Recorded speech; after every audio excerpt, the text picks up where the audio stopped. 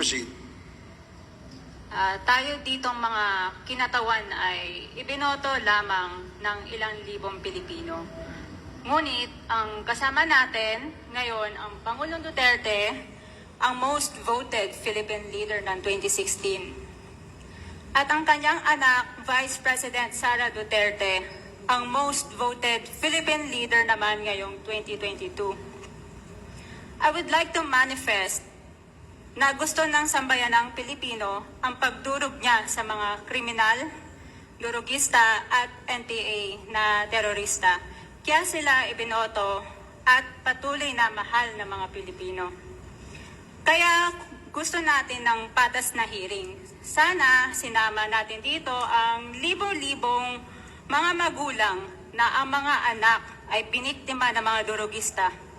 Ang mga ordinaryong Pilipino na naglalakad galing trabaho, tapos sinaksak o pinatay ng adik, lahat ng mga kababaihan, na kahit pati infant na babae ay ginahasa na ng adik. Libo-libo rin ang kanilang mga magulang at mahal sa buhay na wala dito ngayon. Awang-awa ang mga Pilipino sa mga inosenteng pamilyang na ito, kaya niluklok ng bansa ang Pangulong Duterte. Ang drug war ng Pangulo ay policy lamang. Hindi ito natupad kung hindi ito pinundahan ng Kongreso ng 6 na taon. Majority pa nga dito sa mga kinatawan ay naka-Duterte fist pa nung buong 6 na taon eh. Ang Duterte Youth Party List po ay patuloy na naninindigan sa Pangulong Rodrigo Duterte at pangalawang Pangulo, Sara Duterte, na naglingkod ng maayos, dumurog sa mga durugista, kriminal at NPA na terorista para proteksyonan ang milyon-milyong Pilipino. Bakit wala nag-iimbestiga dito o nag-iimbita sa atin sa sobrang raming Pilipino na biniktima ng mga durugista? And lastly, sa mga kongresista na kaalyado ng mga NPA, mahaya naman tayo sa topic ng pagpatay dahil kayo mismo, hindi kayo nagsasalita sa pagpatay ng NPA sa mga pulis, sundalo at mamayang Pilipino. Pati rin po sa mga natitirang resource persons na gustong mag-abogada papuntang ICC, si Attorney Maria Cristina Conti, na kandidato ngayon ng Bayan Muna Party List.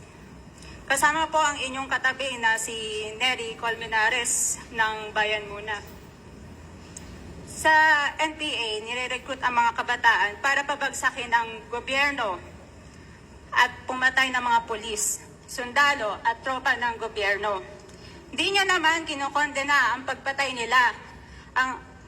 Ang kinokondena nyo ngayon ay ang dalawang naging most trusted leaders ng bansa na todo effort protektahan ang milyong-milyong mga Pilipino.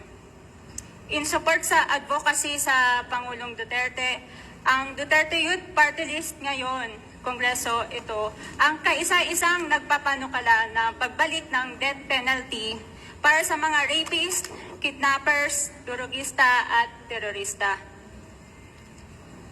In behalf of the Duterte Youth Party List, kami ay nagpapasalamat sa todong suporta ng Pangulong Duterte at VP Sara Duterte sa mga tropa ng gobyerno at sa pagdurog nyo sa mga kriminal, durugista at NPA na terorista. Yun lang po. Maraming salamat po, Mr. Chair. At Thank you, Congresswoman. Salamat po, Mr. Chair. Bawal po pumalakpak dito. Kung gusto niyo pumalakpak, doon kayo sa labas. Maaari ba? Mr. Chair. Wala akong bastusan dito, ha? Sige, Congressman Acop, you're recognized.